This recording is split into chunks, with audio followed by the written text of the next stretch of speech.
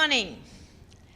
Ireland and Norway welcome the adoption by the Council this morning of a resolution renewing its authorization for the cross-border humanitarian aid operation in Syria. The humanitarian situation in Syria continues to worsen. People lack food, and food prices are rising. Shelter, medical support, protection, these all remain major challenges. The cross-border operation is indispensable and irreplaceable, and we need more early recovery to meet humanitarian needs. We listened carefully to all the calls from the UN and humanitarian actors for a renewal for 12 months. As panelists, we worked for this outcome. Most of the Council supported a renewal for 12 months. However, as you all know, this was not possible to agree on. Today's renewal is for 6 months. It anticipates the further extension for an additional 6 months. The Secretary General will also prepare a special report on humanitarian needs in Syria in December, which will inform the decision on renewal for the additional 6 months. The negotiations have been challenging, and today's resolution is a significant result. As panelists, our objective has always been clear: humanitarian aid must reach all people in need in Syria. The cross-border operation simply had to be renewed. Geraldine. Thanks. So we would like to sincerely thank all Council members for their engagement on what was clearly a difficult negotiation.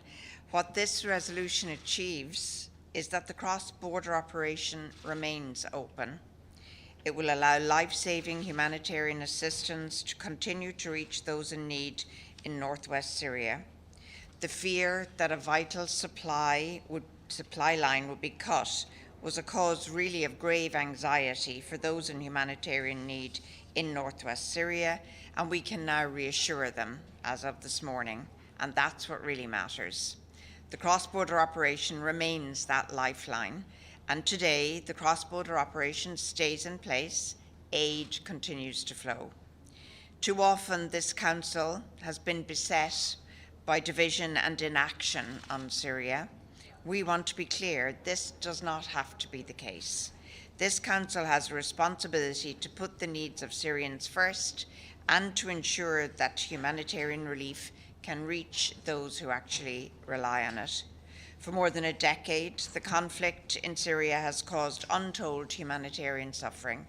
Syrians deserve a peaceful and prosperous future, and in order for that to happen, the war must end. And it's a challenge on which this Council and Ireland and Norway remain very focused. Thank you very much. Thanks, Ambassadors. The first question, we're going to go to James Bays from Al Jazeera. Ambassadors, on Friday, there was a Russian text. You all voted against it with the exception of Russia and China. Your text today is almost identical, apart from a Secretary General report, and it's not as though the Secretary General hasn't come forward and said what he's thought about this issue all the way along. So how is it any different? And do you agree with the US representative in the Council? This is an example of the entire Security Council being taken hostage by one member state.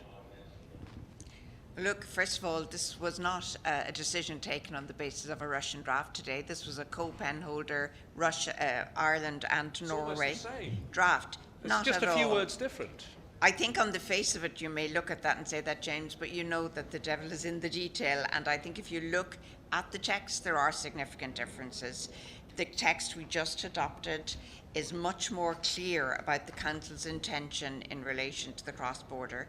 It's clearly renewed for a 6-month period and leans forward, anticipates a further renewal. We had to settle for 6 months. I think we will both agree that's not what we wanted, but this leans forward as far as possible. And I think importantly, there's also a Secretary General's report requested here, which will give a substantive opportunity for Council members in the autumn. Yeah, just to add, I mean, this is not about politics. This is about making sure that we can continue to deliver humanitarian assistance to Syrian people in need. Thanks very much, Ambassadors. The second question is going to Michelle from Reuters. Thanks, Ambassadors.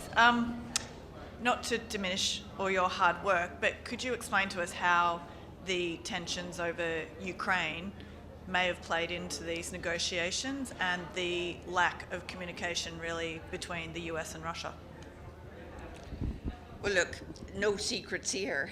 We're dealing with a very difficult geopolitical context, and the dynamic around the table was very different.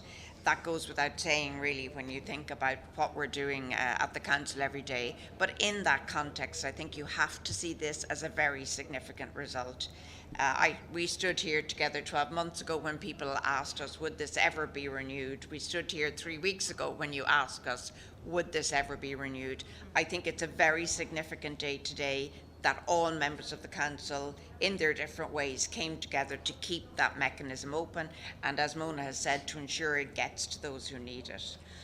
And I think we need to remind ourselves that the Russian position this year, as it has been in the previous year, is that they don't want to have this mechanism. That's their starting point. We manage now to have it renew for another 6 months with an intention to continue for another 6 months. Thanks very much. Thanks, Ambassadors. Thank you, guys.